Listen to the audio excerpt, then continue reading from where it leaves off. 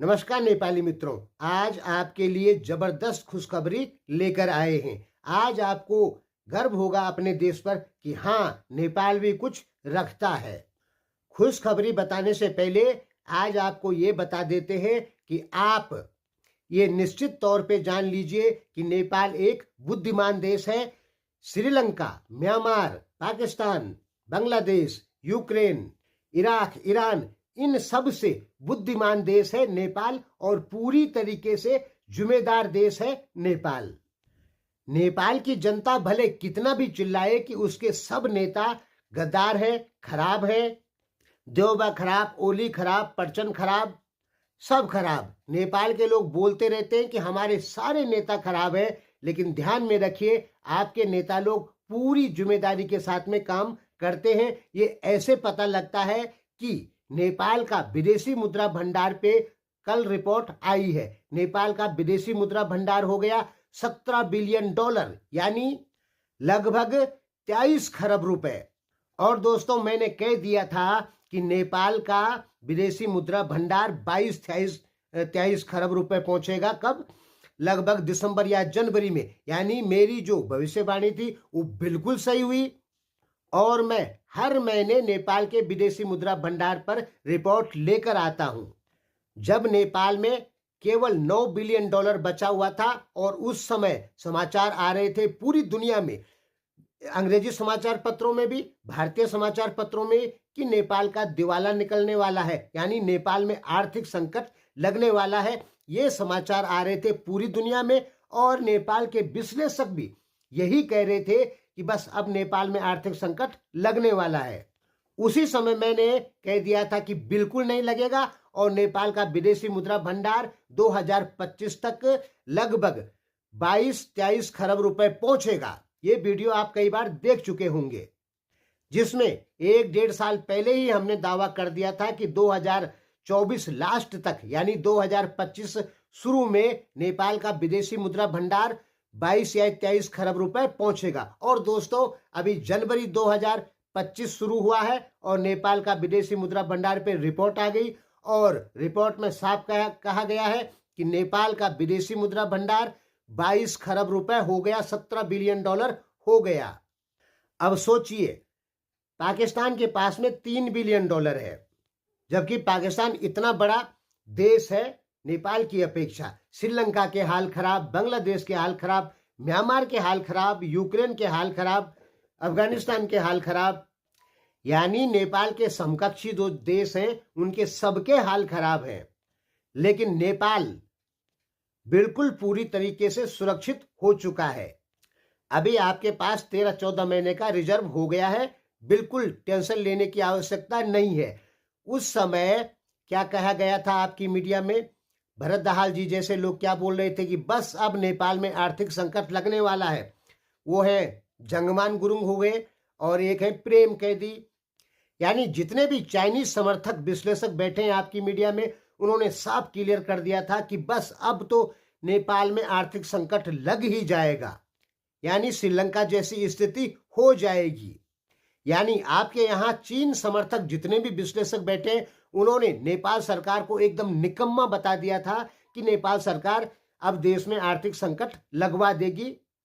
और आप लोग भी उन्हीं लोगों का समर्थन कर रहे थे। देवबा को गाली दे रहे थे, प्रचंड को गाली दे रहे थे, ओली को गाली दे रहे थे आप लोग कि इन्होंने देश को आर्थिक संकट में धकेल दिया।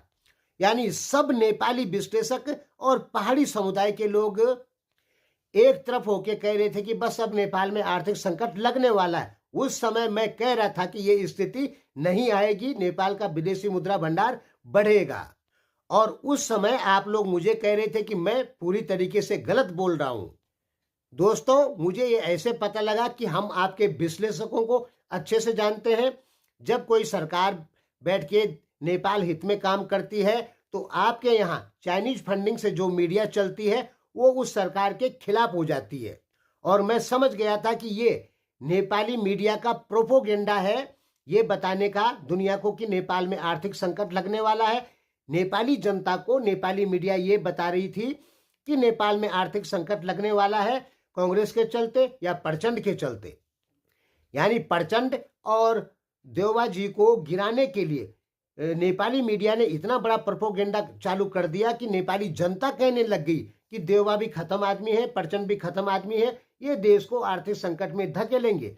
और मैं कह रहा था कि नहीं, देवबा जी की जो नीति है वो बिल्कुल सही है, इससे देश में विदेशी मुद्रा भंडार नहीं घटेगा बल्कि बढ़ेगा। आप कह रहे थे कि घटेगा, हमने कहा था बढ़ेगा। और बहुत सारे नेपाली लोग कह रहे थे मेरे लिए कि तुम गढ़वाली गधा हो, तुम गढ़वाल में बैठ के कुछ नहीं जानते हो।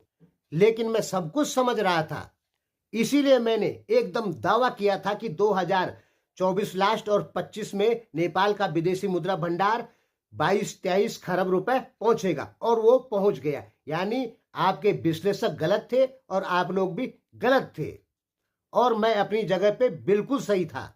और आपके जो एक हीरो हैं विश्लेषक, जिनको आप भरत दाहाल कहते हैं, आजकल नेपाली मीडिया में बहुत आते, इन्होंने तो इतना ढिंडोरा पीटा कि बस देश अब बच ही ना, देश बचने वाला ही नहीं है। इन्होंने साफ अपनी वीडियो में क्लियर कर दिया था, और आप लोग भी उन्हीं की बातें सुनते हैं।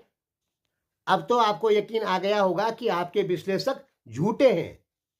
मैं पिछले 3-4 साल से चिल्ला रहा हूं कि आपके विश्लेषक झूठ बोलते हैं, लेकिन आप लोग यकीन नहीं करते। अब तो यकीन आ गया होगा कि आपके विश्लेषक झूठे हैं। ये लोग और भी बहुत झूठ बोलते हैं। अभी हमने एक ही झूठ का पर्दाफाश किया, अभी बहुत सारे झूठ हैं जो ये लोग बोलते हैं। ये हम मानते हैं कि नेपाली नेता लोग भ्रष्टाचार में लिप्त हैं, लेकिन ऐसा देश बताओ आप जिसके नेता भ्रष्टाचार में लिप्त ना हो। भारत के भ्रष्टाचार करते हैं दबा के, पाकिस्तान के भी करते हैं, बांग्लादेश के करते हैं, म्यांमार के करते हैं, श्रीलंका के करते हैं। हर देश के नेता भ्रष्टाचारी होते हैं, कहीं कम कोई कहीं ज्यादा। चाहे नेपाली नेता भ्रष्टाचार में लिप्त रहे हों, लेकिन फिर भी उनकी पॉलिसी इतनी अच्छी रही कि नेपाल ने 1-1.5 साल में ही अपना विदेशी मुद्रा भंडार लगभग दुगना कर दिया। ये दोस्तों बहुत बड़ी उपलब्धि है, आप इसे छोटी उपलब्धि मत मानिए। अच्छे खासे देश बर्बाद हो गए विदेशी मुद्रा भंडार की कमी की वजह से, लेकिन नेपाल टिका हुआ है अपनी जगह पे, बल्कि टिका हुआ नहीं है, आगे बढ़ रहा है। और इसमें सबसे अच्छा रोल खेला था देवबा जी ने, जब उन्होंने कुछ सामान पे प्रतिबंध लगा दिया था जो विदेश से आ रहा था। भले ही देवबा जी कांग्रेस के हो, आप उनसे नफरत करते हो, लेकिन ये सच है कि नेपाल जो ये इतना सारा पैसा जमा कर पाया विदेशी मुद्रा भंडार, वो देवबा जी की नीति है, और उसी नीति का पालन किया प्रचंड ने। उस समय आप देवबा जी को बहुत गाली दे रहे थे, लेकिन रिजल्ट आपके सामने है। अब आप कहेंगे मैं इंडियन हूं इसलिए देवबा जी का समर्थन कर रहा हूं। देखिए, अगर जो इंडियन सही से नेपाल की राजनीति जानता है, वो नेपाल कांग्रेस को कभी समर्थन नहीं करेगा, क्योंकि नेपाल कांग्रेस ही वो पार्टी है जिसने भारत और नेपाल को दुश्मन बनाया। माओवादी ये तो खैर बाद में आए, एमआलए वाले ये तो बाद में आए, पहले तो कांग्रेस थी। और नेपाली कांग्रेस हमेशा अमेरिका के कहने पर ही चलती है। यानी मैं कांग्रेस का समर्थन नहीं करता, लेकिन देवबा जी की नीतियों का मैं बिल्कुल समर्थन करता हूं। उन्होंने नेपाल हित में काम किए हैं। धन्यवाद।